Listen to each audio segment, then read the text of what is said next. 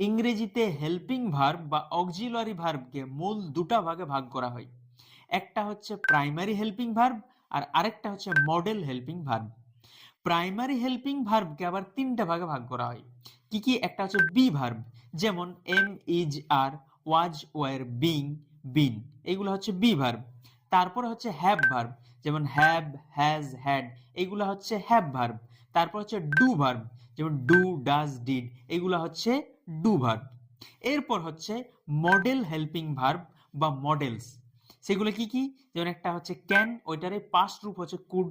তারপর হচ্ছে মে, ওইটারে পাস্ট রূপ হচ্ছে মাইট। তারপর সেল, তারপর শুড, তারপর উইল, তারপরে উড, তারপরে মাস্ট, এইগুলো হচ্ছে মডেলস বা মডেল হেল্পিং ভার্ব। কিন্তু আজকের দিনে স্কলাররা আরো দুটা হেল্পিং ভার্বের ডিভিশন তৈরি করেছে। একটা হচ্ছে সেমি মডেল হেল্পিং ভার্ব। এটার মধ্যে কি কি আছে? একটা হচ্ছে dare to, have to, ought to, need to, ইত্যাদি ইত্যাদি। তারপর আরেকটা হচ্ছে compound helping verb. Compound helping verb নামটাই বোঝা যাচ্ছে যে দুটা হেল্পিং ভার্ব জয়েন হয়ে এটা তৈরি হবে।